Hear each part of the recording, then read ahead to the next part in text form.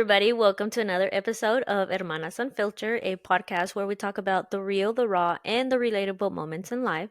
My name is Isela, and I am joined today by my amazing co host, Casey. Hello, I'm Casey, your favorite seventh grade English teacher, trying to help kids navigate the tricky waters of language, literature, and of course, growing up. Today, we're going to talk about something that can be tough for anyone: difficult conversations and setting boundaries. Like, who doesn't love those? Yeah, Casey, nobody wakes up one day and says, Hey, today I can't wait to have this awkward conversation with somebody. But unfortunately, that is part of life, especially for us as educators and women who live in the 21st century, because you know how it is. It's so hard to find people that genuinely care about your feelings and being a true friend. No, I completely agree. Exactly. I think as educators, we're often faced with many challenges, especially challenging conversations, whether it's with a student who's struggling or a parent who's upset. But the truth is that those talks are necessary for growth, unfortunately. And just as important as it is to know to have those conversations, it's knowing how to set those boundaries. So today, Hmm. right, I agree. So today we're diving deep into how to navigate those difficult talks and how to make sure you're protecting your emotional and mental space by setting boundaries and sticking to them. Okay, so let's start with the first part of today's conversation, the difficult talks. Whether it is with a colleague, a friend, or even a family member, we've all had those moments where we need to confront somebody. So, how do you approach it without the whole thing turning into this huge disaster? I think that's a great question. I think, or I feel that the first thing that you need to do is to approach the conversation with empathy. I Hmm. think it's easy for people to take offense or to be defensive and initially feel like they're attacked or maybe they're misunderstood. And seeing other people, especially conflict at work, a lot of those conflicts can be avoided by maybe having those tough conversations and but at the same time trying to understand that other party. And I think definitely when you use empathy, you want to put yourself in that person's shoes, and I think that's the best way to handle any type of confrontation. Right. So, I think it's important to listen before you react. I think that for us as women, sometimes we're expected to just take criticism, Mhm. right? Mhm. Or even deal with conflict the nice way, right? Mhm. Because, growing up as a woman or as a girl, they always teach you you gotta be nice, you gotta use your manners. And I think that it's something that generations now are trying to get away from. Mhm. Especially me with a daughter, I feel like I've learned to make her understand that she doesn't always have to be polite. If somebody makes you feel uncomfortable, you don't have to be polite. You can walk away, and if they're making you feel a certain way, you can definitely be rude. I Mhm. mean, I don't know if you agree with that, but 100%. I agree. yeah. You know what it's funny because I've talked to my students about that. And I know Mhm. we're veering a little bit off topic, but I had some students and I asked them, hey, if you were in a situation where a man made you feel uncomfortable or another student, would you be nice to them? And they were like, yeah, of course. I'm like, no, ma'am, you do not have to be nice. You walk away, you be rude because you want to protect yourself at all times, at Right. all costs. Yes. Yes. Absolutely. And I think when I it comes with agree. like these conversations, like whenever you're setting those boundaries, I think it's important you gotta talk. You gotta talk it out. I know there have been instances at work where things aren't communicated, like they're told to everybody else, but to except to that person. And then there's like Right. external Mhm. conflict because those tough Mhm. conversations weren't had. Right. Yeah, I completely agree. So, I feel like I said, us as women, we're expected to be nice about things, Mhm. but I also feel like being a good listener doesn't mean that you let people walk all over you, right? Like you don't Mhm. just Mhm. Yeah, bend the yeah. knee and just let people do whatever they want. So I think that being a good listener just means that you're open to Mhm. hearing people out and you can respond to them thoughtfully, Yeah, rather than absolutely. reactive impulsively to something that they may say. Yeah, because it's so easy to react. It's so easy to just be like, "Oh, this person doesn't like me," or "I can never do anything right." It's just, I Mm-hmm. guess it's in our nature, right? That's how we protect Yes. ourselves, and sometimes we need to kinda like, whoa, pull back and just be like, "Oh, yeah, maybe I can grow from this, or maybe I can learn from something." And I think another thing too, it's not, not only do you have to listen, but you also wanna, like, the tone. I think the tone is Mm-hmm. important, right? I mean, I'm the first to admit that I can get fired up in a conversation and I naturally just want to yell, especially with my Mexican voice. And growing up with a Mexican mother who yelled at me all the time, Right. that's something that I need to remind myself that I need to keep my tone as natural and as calm and as respectful as I can so that the other person receives the message. Because once you go into defensive mode and you start yelling, like that whole thing is going to escalate rather quickly and you're not going to be able to have that conversation.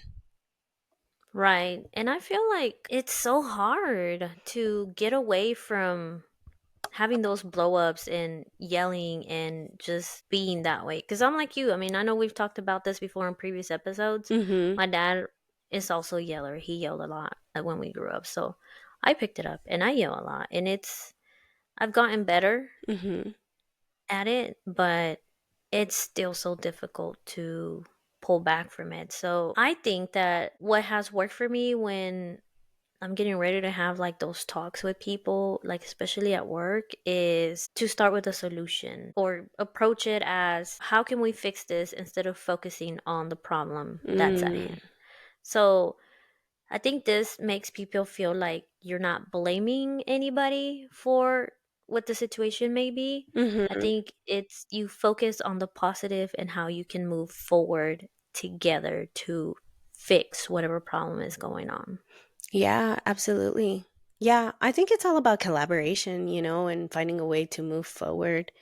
And and it doesn't always, confrontation or setting boundaries doesn't always happen with like other colleagues. Sometimes you'll have parents, or you'll have students Hmm. that are struggling, or you have a parent who's upset because their child is struggling in your class. And instead of focusing on like the frustration, like you definitely need to, you know, maybe have more calmer thoughts and say like, okay, I understand how hard this is for you and I want to help you and let's figure this out. Because I think a lot of, and I think it goes back to that empathy, right? Having the empathy and putting your putting yourself in their shoes. And Right. I think like one of my models or one of my mantras when I started the education world was, how would I like my child to be treated? And I Hmm. think, and I, so that I don't view them just as students, I view them as, that could be my child. How would I want my child's teacher to respond to my child? Right. I completely agree. I feel like a lot of people lack empathy nowadays. Have Hmm. you noticed that? Oh, yeah, 100%. Um, and I feel like a lot of kids in school lack empathy as well. It's so sad and so scary to know that even our own kids are out there Hmm. exposed to everything that happens in schools, the way they talk to each other, the way they make fun of each other for serious things is just Yeah. so awful. So, I want to talk about boundaries. Okay. I know that we all, at one point or another, have set boundaries, whether it's personally or even at work. And I feel like us as educators, we deal with boundary issues a lot more because we often get pulled into like a million directions, right? Yeah. Especially with our students and our parents, personal lives, anything. Sometimes we have to learn how to say no and set limits without feeling guilty about it. And I know I'm very big on setting boundaries and then feeling guilty for setting boundaries. I've been dealing with it for a long, long time. And Yeah. then at work as well, when somebody asks you to do something and then Hmm. you say no, it's hard. I always feel guilty for not doing things. Yeah, absolutely. I think like as women, I think naturally we're like nurturers and we want to be nice and we want to like Mhm. do as much as we can because I think we're just so accustomed to like throwing everything and anything into, or onto our plate, And I Mhm. think it's definitely important that you think about your emotional well being beforehand, by setting those boundaries, instead of like piling on as much as you can. You got to think about yourself and you got to think about your family. And in a way you kind of gotta like you gotta step back, otherwise you're gonna find burnout real quick, especially Yeah. in the education world. Yeah, I agree. Completely agree. I feel like sometimes if you set a boundary, people view you as a bad person as well. Oh yeah, absolutely. And definitely I think it's important that we communicate clearly. I'm not gonna lie, like sometimes like or in the past, like I felt guilty about like saying no to extra responsibilities, like when it came to volunteering at after school events or like maybe taking extra work home. And not only that, but sometimes you feel like, man, you're not being compensated for these things. You know what I mean? But Mhm. I've learned that sometimes you just got to say no, because if not, you're going to feel that burnout. So you have to get comfortable with not over explaining. So, like, one thing that I learned is it's okay just to say no. Just no. Right. You don't have to explain. You don't have to like dig yourself deeper in the hole or like, because what's going to happen is they're going to come back and they're going to be like, oh, well, you can do this, this, and that, right? They're going to come back with like a rebuttal, like you normally would, of them telling you, well, oh, you can do this and that, and then you can go do whatever it is you need to do. And sometimes it's just okay to say, I can't. I'm sorry, but I can't right now. That's it. No explanation, no nothing, just a no. And I've heard like, have you ever heard the saying like no is a full sentence? You know what? I was reading that today out of all the Oh, days. Yeah, really? like I was reading I can't remember what book I was reading today. But yeah, yeah. No is a full sentence. Yeah, I've heard it so much. So I listened to this podcast. It's these girls from Dallas. They have this podcast. It's called Sinisterhood, and Mhm. they always talk about. They're really big on like boundaries and like mental health and things like that. And they always talk about all that stuff, and they use that a lot. Like no is a full sentence. Mhm. You don't have to add to it. You don't have to elaborate. It's just no is a full sentence, and people have to understand that it's okay for you to use it as a full sentence, but then people also have to understand to take it as a full sentence and not want more explanations Mhm. as of to why you're saying no, right? Yeah. So, and I also think that setting boundaries, a big part of it is being consistent. So, because we know how it is. You Yeah. you have students, and if you let them cross a line in the classroom, they're gonna keep pushing and pushing and pushing to see how much they can get away with.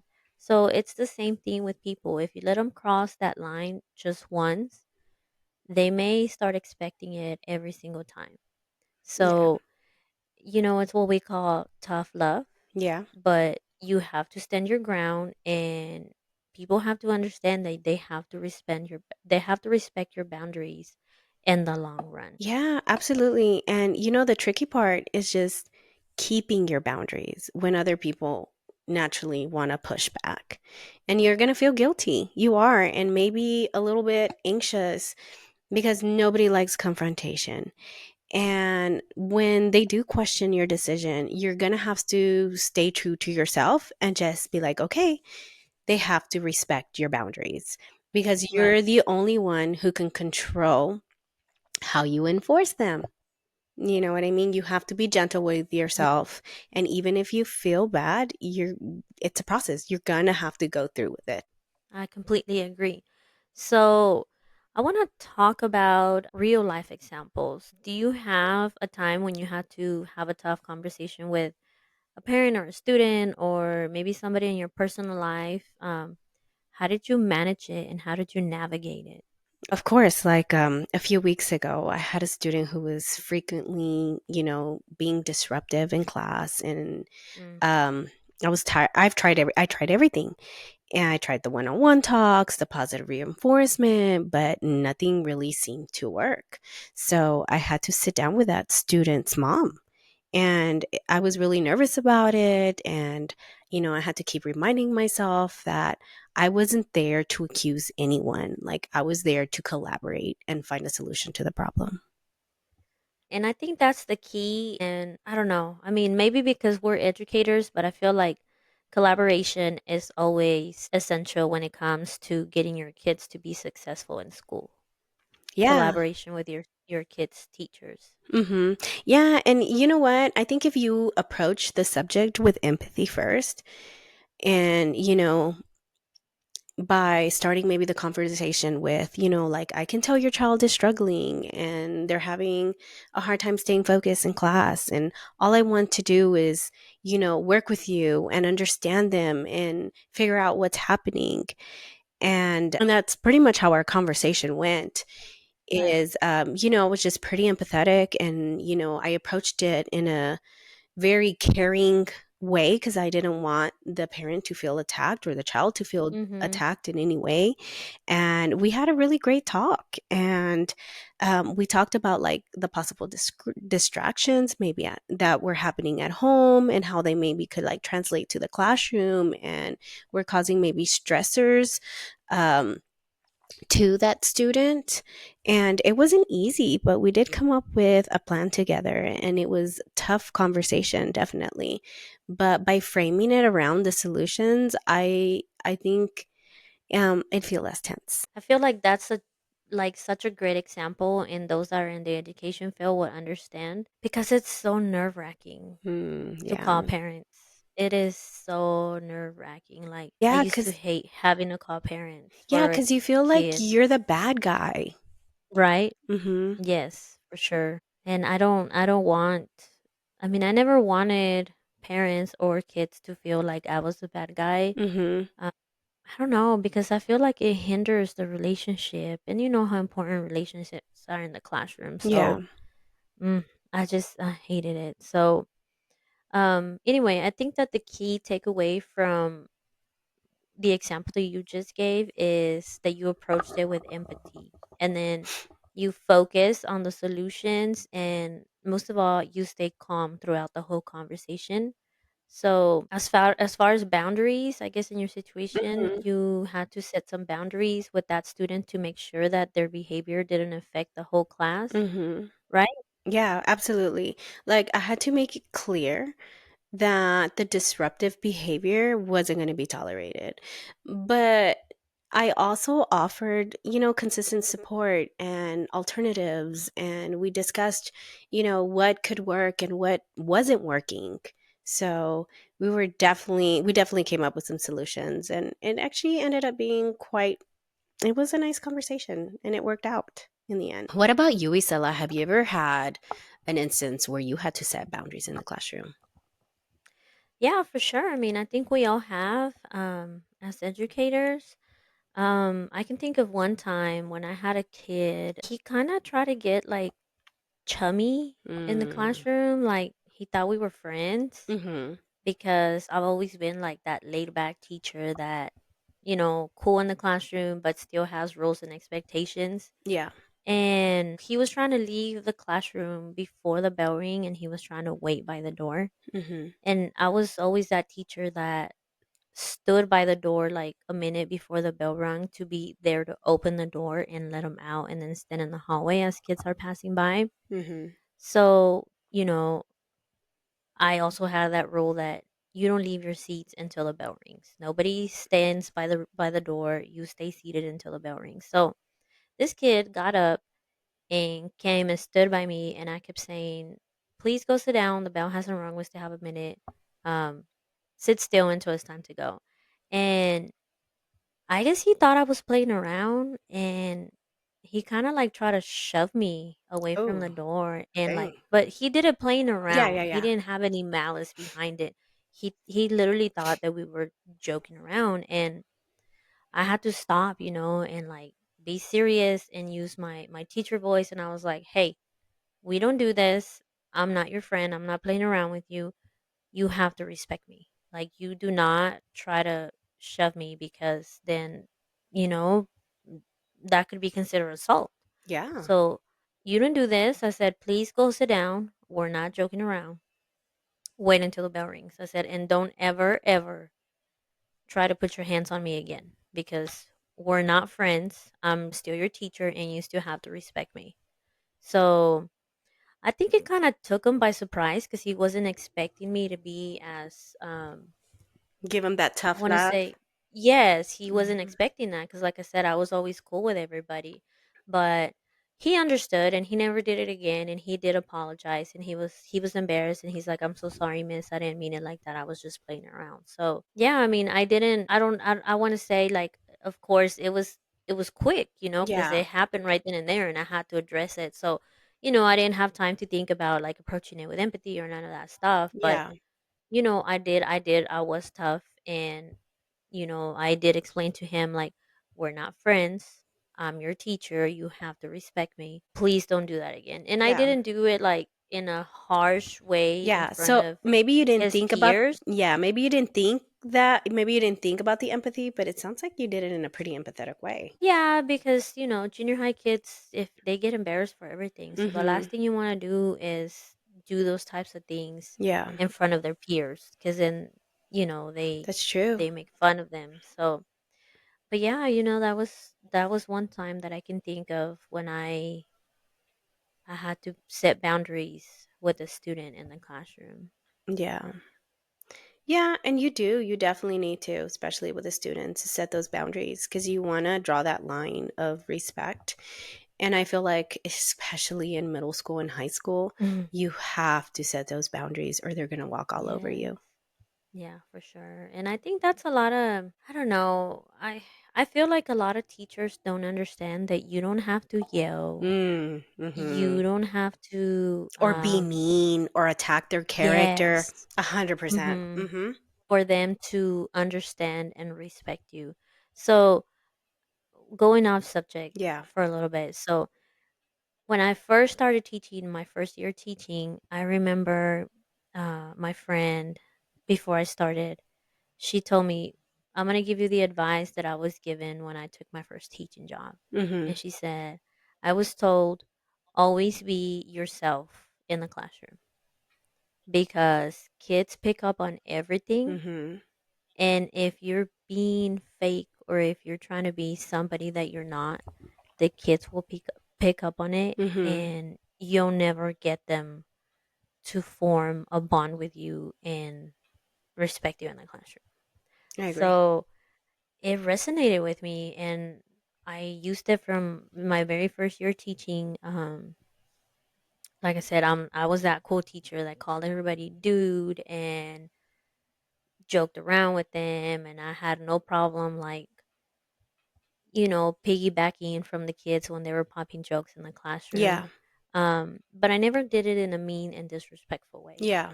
And it kept things to where kids knew, "Hey, Miss Val's cool, but she also has expectations for you. She has boundaries, and you have to respect it." I was very big on, like, "You can eat in my classroom, but don't leave trash laying around." Yep. Dude, and I was that teacher that if you left something in my classroom that you ate, if you left the wrapper on the floor, I would call you on your next period, and I would have them come back all the way to my room and pick up their trash and put it in the classroom. Yeah, you I have. mean, the trash can. And kids that did it, it only happened once, and then they never did it again after that, because they knew. Yeah. So, And I think um, they're pretty, I mean, they're decent human beings. They really are. yes, for sure. If you talk to them and you explain things and you let them know, hey, these are my expectations, this is what I need from you, and this is why, they're pretty Mhm. understanding. Like they will work with you. Yeah. And you're not going to get much from them if you're constantly attacking them or you're attacking their character or you're making fun of them, and you're going to lose you're going to lose it. You're going to lose that battle Yeah. real quick. They'll have no respect for you if you yell at them, or if you, I don't know. I've noticed that Yeah. that and I guess a lot of people, I mean, I don't want to speak for everybody because I don't know everybody's situation, but Yeah. I feel like it's so easy for us to forget that even though they're little or Mhm. they're kids, Mhm.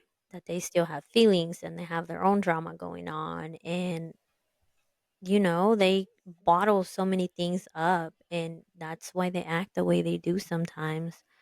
Um, and Yeah. we forget that. And sometimes we are so quick to get mad at them and judge them. And I completely agree. If you're one of those teachers that yells and is always questioning their character, Mhm. you will not get anything out of them. Yeah. You will not get respect, and they're not gonna want to form a bond with you or Mhm. have a relationship with you. Mhm. And I know we hear it a lot in professional development days, like Mhm. form the relationships with the Mhm. kids, but it's true. Yeah. You really do need to have those relationships for you to be successful in the classroom. Yeah, because if you treat them badly, they're not going to sit there and listen to what you're teaching. Mm-mm. They're going to tune you out because you're the person Yes. that was rude or mean or difficult. They're not going to listen to you. You're just going to be one of those teachers. Yeah. So you I do. You completely. got to form those alliances. You got to form those relationships.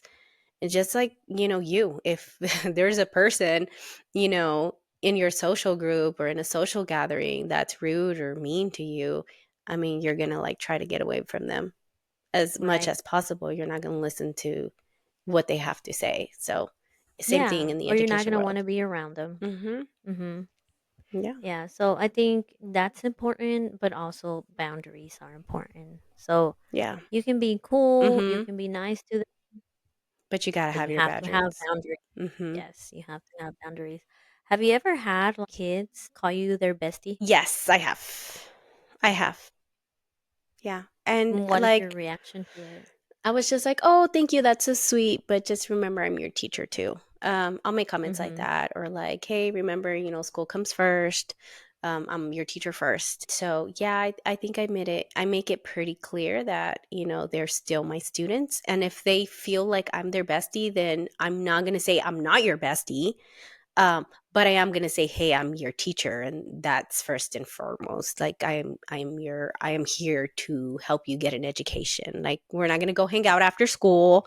You're not gonna come to Right, my house. Like, unfortunately, that's just not the way it works.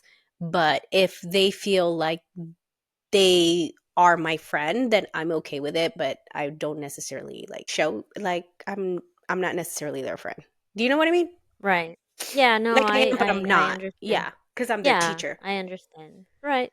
I understand. Yeah, I've had so many girls like, in the past that they'll be like, "Hey, bestie," as they're Mhm. walking by, or they'll tell Mhm. their friends, "Look, that's my bestie. That's my Mhm. BFF." Mhm. I'm Mhm. like, "Hey, kid, you're pretty cool. I like Yeah. you, but I'm not your friend. I'm your teacher. Yeah. Like, I'm always available for you if you need Mhm. me, but we're not friends. Like Yeah. like you said, we're not gonna go have coffee after school. We're not gonna go have lunch together. Yeah. Um, we're not gonna be friends on Snapchat, Yeah. but yeah, I'm here if you need me." Yeah. Um, Yeah, you still want them and to know that you care about them. Like you're not going to like right. embarrass them or like shoot them down in front of other people, but yeah, you definitely want to set your boundaries. Mhm.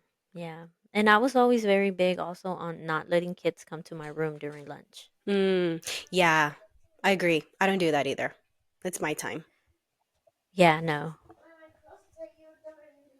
Okay, thank you. We got a kid in that room. Uh, sorry. I was always very big on when they would be like, "Hey, miss, can I come have lunch in your room with you?" I'm like, Mhm. "Nope." And they're Mhm. like, "Why not? But we like you. You like us." I'm like, "Yeah, I like you, but this is my time. Mhm. Like, I don't. I have you for 45 minutes in the classroom, and that's plenty for me. Like, we don't need Yeah. to be hanging out and having lunch together." No, no, no. Because then, you don't want them to get the wrong idea or somehow those lines get blurred and there's just, Mm-hmm. yeah, you can't have that. That's for sure. I know like right now, we just got done having our UIL. So my students would come into the classroom. My UIL participants would come in during lunch. one day out of the week, and they would come in and then we would practice and we would go over our UIL stuff. And I know they really liked that and they really enjoyed it. So I'm thinking, and this is totally off topic, like I'm totally like, we're detour, FYI. I'm thinking of setting up a chess club. Yeah. And I'm thinking of like, because there's a few kiddos that I feel maybe need a little extra socialization. I feel like, with like we talked before about computers and this and that, like I really want to form like a social club, but I want it to be educational and I want it to help out the kids. You know what I mean? So I'm thinking like, why not chess club? Like I think that would be cool. Maybe once a week, have my students, certain, I guess students who are interested in that department come in once a week and have lunch in my classroom while they play chess. Not necessarily me, but them. Yeah, you're just there supervising, making sure that they're not doing Yeah. things that they're not supposed to, but have them interact with each other. Yeah, I Yeah. think that sounds like a great idea. Yeah. Um, I think some of these kids definitely need more social interaction. I know we've talked about this in the past as well. Um, they spend so much time online on their Yeah. phones, playing Mhm. games on PlayStations, Xboxes, whatever. Yeah. So some of them are kind of awkward when it comes to talking to somebody one on one. So Yeah. I And think chess is a perfect way to get them out of their little shells. right? And then what's another thing that I've noticed? Like they have a Mm. hard time waiting their turn. Yes. Have you noticed Oh my that? god, yes. Yes. My own kid is like that, my little one, my 4-year-old. Yeah. Yeah. So I'm hoping, and I think a lot of these kids maybe don't do like board games, I think was a big thing. And that was the sole purpose of board games. Board games teach you how to follow rules.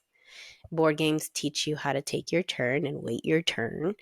And I feel like I don't know that kids play board games. They play online games, right? Yeah, they really don't. I Yeah. don't think they do anymore. Yeah, I don't think so. Like I remember growing up, we used to play like the Hi Ho Cheerio, Shoots and Ladders, when we were itty bitty. You know what I mean? And I don't know that kids do that anymore. It's crazy. No, they don't. You know what? Speaking of like board games, let me sidetrack Mm. you even further now. But I was thinking of, so my youngest is 4, and then I have a 5-year old, and then I have my 10-year old. And I was thinking for them, like, you know how some families do like books, like maybe like the 12 days before Christmas, they'll do a book and they'll give out a book and they'll read the book together. I was thinking of doing board games, like wrapping a whole bunch of board games, like the Hi Ho Cheerio, like the little kid games, Mhm. and wrapping them up and then putting a number on them, drawing a number, and then whatever number they pick, that's the board game we play that night. Oh, dude, that sounds cool. Right? So you get, like, a different game every night? Yeah, Yeah, and that sounds really right, cool. and I'm not gonna, something from Dollar Tree or Family Dollar. Like I'm not gonna go spend a whole bunch of Mhm. money, but I don't think it's not about the money. It's about the interaction that we get to have together. Yes, and that gives you more time to spend time together. That Mm-hmm. sounds like a great idea. I may steal it from you. Do That it. sounds We so should do cool. it. Right? I know. Yes. I think they'll love Yes. it. Like, and I want to get that the game where there's like a little hammer and you have the ice and you like try to put the ice down, like the little baby games. That's what I Mhm. want to buy. And we can just have those interactions and teach them how to take turns and how to use their manners and just I don't know, bond, I guess. Yeah, that sounds cool. Hmm. Alright, so we got off topic real quick. Sorry, I'm like When do we not? I When know do I we not? always do that. I'm so sorry. Okay, so just to recap, Hmm. let's tell our listeners some of our takeaways when we're having a difficult conversation. Tell them what they need to remember, Casey.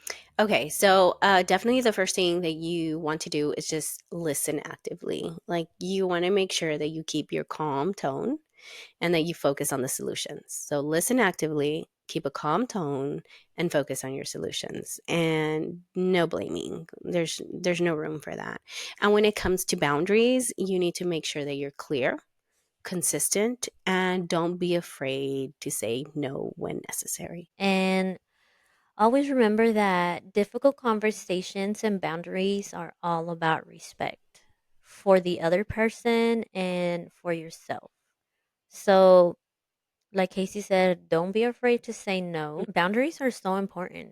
You just got to do it and you got to be consistent and you got to be tough. Yeah, and setting boundaries, I think once you start doing it and you see how well it works, like I think it just becomes easier and easier to do it. And also remember, don't worry about what people think about you when you're setting boundaries. Because those people that are used to you being a pushover Mhm. and that are used to you always like doing what they want you to do, it's going to rub them the wrong way. Yeah. And Yeah, they're because going 'cause to they're get not used to mad. it. Yeah. Yeah, they're going to get mad because you're setting boundaries. But you know what? Don't worry about it.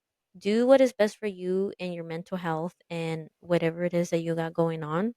And, as time goes by, they'll get used to it Yeah. and they'll be okay with it. Because if they're not okay with it, that's not your problem. That's their problem. Yeah. I agree 100%. You've got this. You can totally do it. Okay, so I think that about wraps up what we wanted to talk about today, Casey. Yeah, yeah. Um, Thank you for tuning in to today's episode of Hermanas Unfiltered.